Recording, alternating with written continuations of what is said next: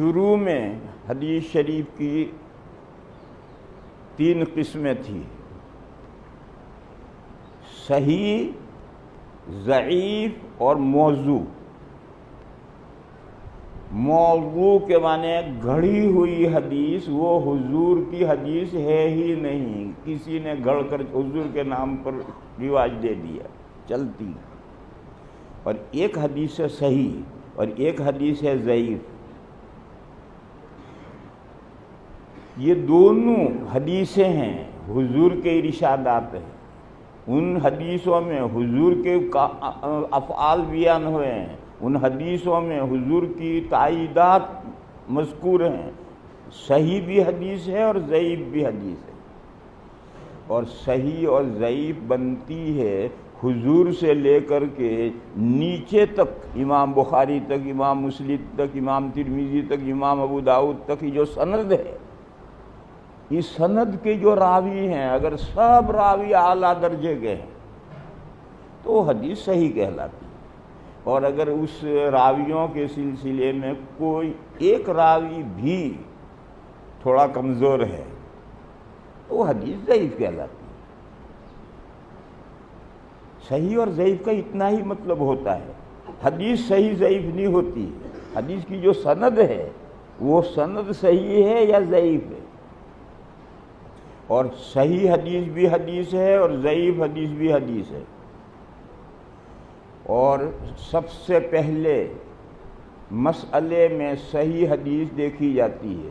اگر صحیح حدیث ہے تو اس سے مسائل ثابت کیے جاتے ہیں، اور اگر کسی مسئلے میں صحیح اور ضعیف 2 حدیثیں ہیں تو ضعیف کو نہیں لیں گے، صحیح کو لیں گے۔ اور اگر کسی مسئلے میں صرف ضعیف حدیث ہے تو تمام امت ضعیف حدیث سے مسائل ثابت کرتی ہے۔ کب؟ ضعیف بھی 2 درجے کی ہیں۔ ایک ضعیف وہ ہے جس کا ضعف یعنی کمزوری محتمل ہے، قابل برداشت ہے، اس کو سر پہ اٹھایا جا سکتا ہے۔ اور ایک ہے ضعیف جدہ، بہت زیادہ کمزور۔ تو اگر ہلکی ضعیف ہے تو اس ہلکی ضعیف حدیث سے مسائل میں استدلال کیا جاتا ہے، اور اگر بے حد ضعیف ہے تو اس سے فضائل اعمال میں ان کا اعتبار کیا جاتا ہے، مسائل میں استدلال نہیں کیا جاتا۔ تو ہلکی ضعیف یہ بھی حدیث ہے، نہایت ضعیف یہ بھی حدیث ہے۔ اور ہلکی ضعیف سے اگر صحیح حدیث نہ ہو تو ہلکی ضعیف حدیث سے مسائل ثابت کیے جاتے ہیں، اور نہایت ضعیف ہو تو اس سے مسائل ثابت نہیں کیے جاتے ہیں۔ اعمال کے فضیلتوں میں، اعمال کے ثواب کے بیان میں ان حدیثوں کا اعتبار کر لیا جاتا ہے۔ اور تیسری موضوع، وہ حدیث ہی نہیں ہے، ہٹاؤ ایک طرف۔ جب حدیث کی کتابیں لکھی گئیں، جب حدیث کی کتابیں لکھی گئی، اس وقت جو کتابیں ہیں اور مدرسوں میں پڑھائی جاتی ہیں، بخاری، مسلم، ترمذی، ابو داؤد، نسائی، ابن ماجہ، دارمی، مسند احمد، جتنی کتابیں اس وقت پڑھائی جاتی ہیں، ان تمام کتابوں میں صحیح اور ضعیف حدیثیں ایک ساتھ لی گئی۔ امام بخاری اور امام مسلم علیہ الرحمہ نے تو صرف صحیح لی ہیں، ضعیف نہیں لی، لیکن ان 2 بزرگوں کے علاوہ تمام محدثین نے اپنی کتابوں میں صحیح بھی لی اور ضعیف بھی لی۔ کیوں؟ ضرورت پڑتی ہے اس وقت ان ضعیف حدیثوں سے بھی مسائل میں استدلال کیا جاتا ہے۔ اور موضوع گھڑی ہوئی حدیثیں، ان کو الگ کر دیا، الگ موضوعات کی کتابیں، وہ حدیثیں ہی نہیں۔ تو 1200 سال تک، تیسری صدی ہجری میں حدیث شریف کی تدوین مکمل ہوئی۔ اس تیسری صدی ہجری سے آج 14ویں صدی آ گئی، 1200 سال ہو گئے۔ 1200 سال سے ضعیف حدیثیں صحیح حدیثوں کی کتابوں ہی میں درج کی گئی ہیں، اور وہاں امتیاز کر دیا ہے کتابوں کے، یہ صحیح ہے، یہ ضعیف ہے، باقی لی گئی سب وہی۔ 14ویں صدی کے آخر میں 14ویں صدی کے آخر میں ایک غیر مقلد سڑا ہوا شیخ پیدا ہوا. یہ لفظ بے خبری میں نہیں بول رہا، بہت سوچ کر بول رہا. 14ویں صدی کے آخر میں غیر مقلدین میں ایک سڑا ہوا شیخ پیدا ہوا. اس کا نام ہے شیخ ناصر الدین البانی. یہ غیر مقلدین کا ایک شیخ ہے اور سڑا ہوا ہے. اس نے ایک ایسا کام انجام دیا کہ ایک بڑی امت کو گمراہ کر کے رکھ دیا. اور اتنی سخت گمراہی اس بندے نے پھیلائی ہے کہ 200 سال ہم محنتیں کریں گے تو بھی اس کی گمراہی دور ہونا مشکل ہے. کیا کام کیا اس نے؟ یہ جو حدیث کی کتابیں تھیں جن میں صحیح اور ضعیف حدیثیں ایک ساتھ تھی، اس نے چن چن کر یہاں سے ضعیف حدیثیں نکالی اور نکال کر وہ جو موضوعات کی کتابیں تھیں اس میں شامل کر دی.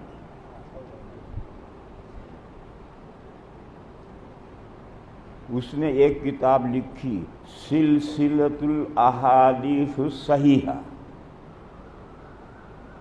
صحیح حدیثوں کے سلسلے کی کتاب اس میں صحیح رکھی.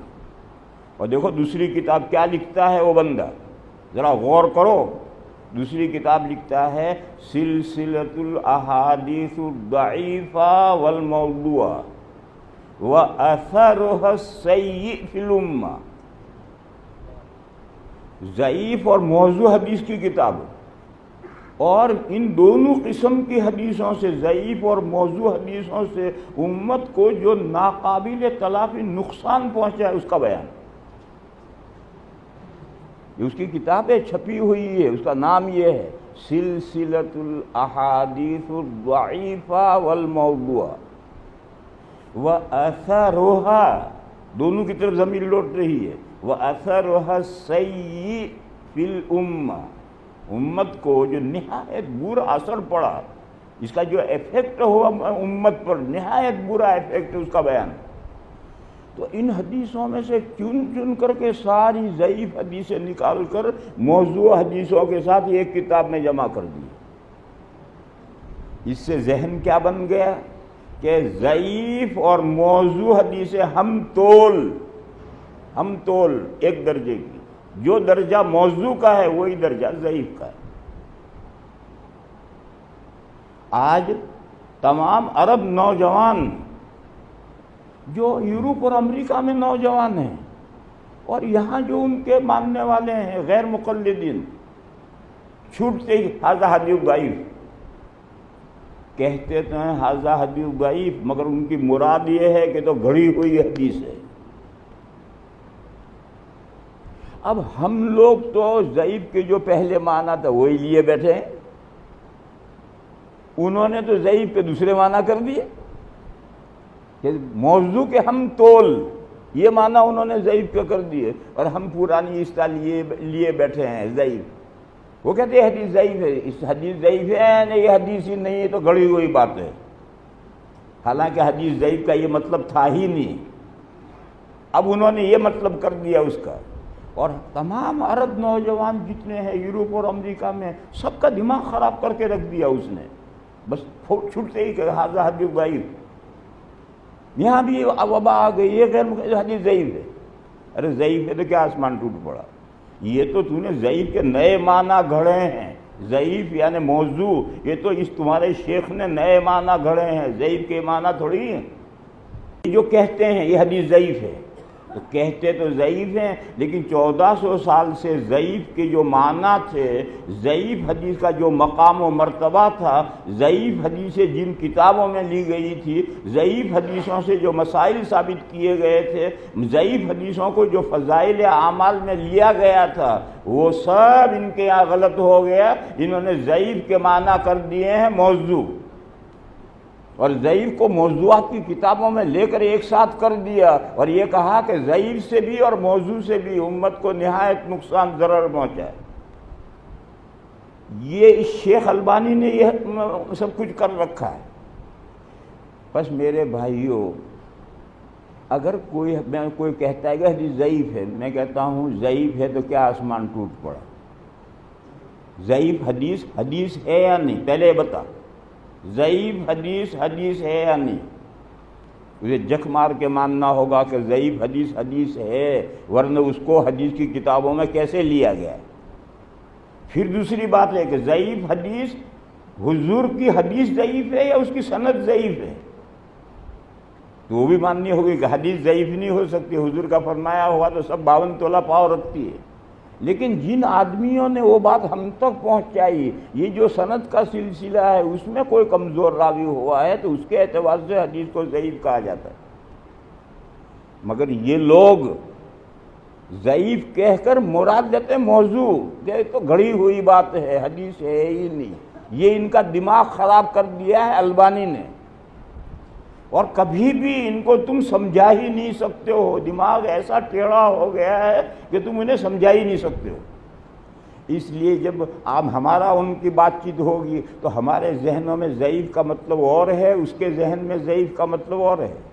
اس کے ذہن میں ضعیف کا مطلب ہے کہ حدیث ہی نہیں، ہمارے ذہن میں ضعیف کا وہ مطلب جو 1400 سال سے چلا آ رہا ہے۔ اور یہ بات میں نے، میری ایک کتاب ہے دین کی بنیادیں اور تقلید کی ضرورت، اس میں یہ بات ساری لکھی ہے میں نے کہ یہ البانی نے لوگوں کا ذہن یہ خراب کیا ہے۔ یہاں سنو، یہ لوگ کہیں گے البانی بہت بڑا آدمی تھا، اللہ میاں کا چھوٹا بھائی تھا۔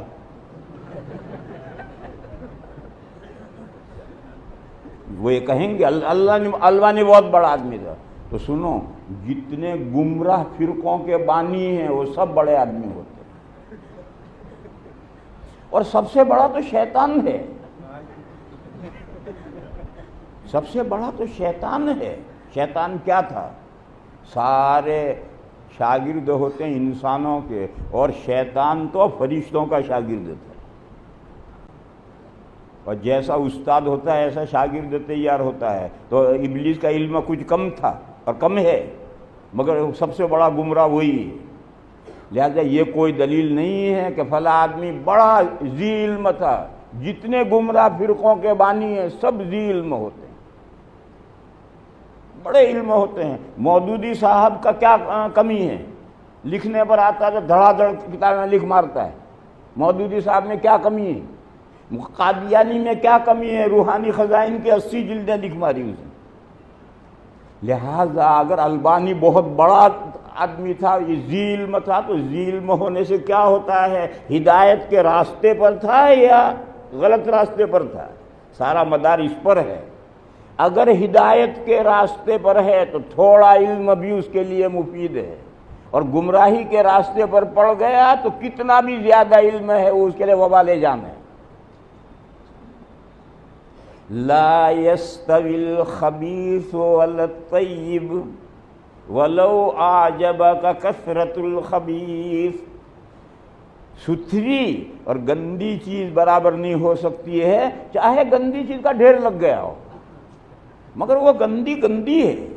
ستھرا مال اگر 10 روپے ہے وہ بہتر ہے، گندا مال حرام مال 1000 روپے ہے، لعنت ہے اس پر۔ تو علم صحیح ہے، آدمی ہدایت کے راستے پر ہے تو اس کا تھوڑا علم بھی اس کے لیے مفید ہے، اور اگر راستہ بھٹک کر دوسرے راستے پر پڑ گیا تو اپنا جتنا زیادہ علم ہوگا اتنا ہی حق سے دور لے جائے گا، اسے حق سے دور جائے گا۔